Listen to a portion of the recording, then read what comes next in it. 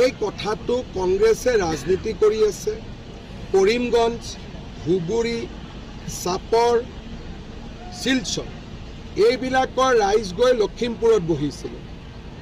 আমি লখিমপুৰৰ ৰাইজৰ অস্মিতা আৰু তেওঁলোকৰ ৰাজনৈতিক স্বতন্ত্ৰতা ৰাখিবৰ কাৰণে আমি সেই মানুহবিলাকক উচ্ছেদ কৰিছোঁ।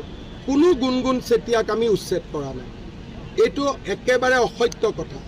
আৰু 350 বাংলাদেশীক খেদিবলৈ যাওঁতে আমাৰ কোনোবা মানুহৰ ঘৰত যদি অলপ খুন্দা এটা লাগিলে আমি কি সহ্য নকৰিম নেকি?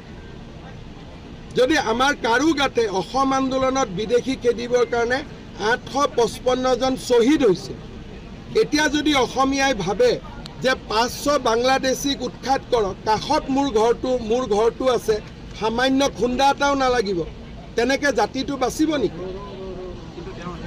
তাতে কি হ'ল? কঠীয়াখিনি গ'ল, আকৌ লগাই দিলেই হ'লহেঁতেন ৰাতিপুৱা। তাক লৈ ৰাজনীতি হ'ব পাৰে নেকি?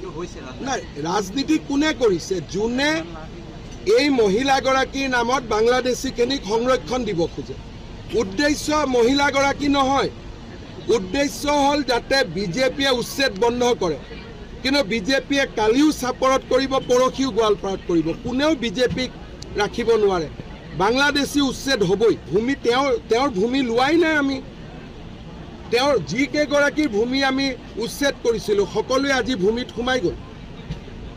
এইগৰাকী মহিলাৰ কোনো মাটি কোনেও লোৱাই নাই। এটা ৰিল বনালে হৈ যাব নেকি চব কথা? মোৰ লগত বলক একেলগে কাৰ আমি ঘৰ ভাঙিছোঁ চাওঁ। যদি আপোনালোকে গুৱাহাটীৰ পৰা জাৰ্নেলিষ্ট এটা যায়, টিম এটা, আমি আপোনালোকক লৈ যাম যে কাৰ ঘৰ আমি ভাঙিছোঁ। আমি বাংলাদেশীৰ ঘৰ ভাঙিছোঁ। যিকেইগৰাকী খিলঞ্জীয়া মানুহৰ ঘৰ আমি উচ্ছেদ কৰিছিলোঁ, ভিজিআৰ পিজিআৰত আছিলে, কেতিয়াবা উচ্ছেদ হ'লহেঁতেন, আমি ম্যাদী পট্টা দি দিলোঁ। এইবিলাক কথা ৰাজনীতি কৰি লাভ নাই। আৰু অসমীয়া মানুহে সহ্য কৰিব শিকিব লাগিব। যদি বাংলাদেশীৰ গাত টোকৰ মাৰোঁতে আমি যদি ভাবোঁ আমি একদম ইস্ত্ৰি মাৰা চাৰ্ট পিন্ধি থাকিম, অলপো বোকা নপৰিব, কাৰোবাৰ ঘৰত বুলডোজাৰ চলিব, তাৰ বোকাও আমাৰ গাত নপৰিব, তেনেকৈতো নহ'ব নহয়। আমাৰ মানুহে জীৱনো দিছিলে বাংলাদেশীক খেদিবৰ কাৰণে। এতিয়া আমি কঠীয়া কেডাল দিব নোৱাৰোঁ। তাত কোনো বাৰ্তা নাই। বাৰ্তা এটাই, অসমীয়া মানুহ সাহসী হ'ব লাগিব, নহ'লে অসমীয়া মানুহ অসমতে এদিন আত্মসমৰ্পণ কৰিব লাগিব।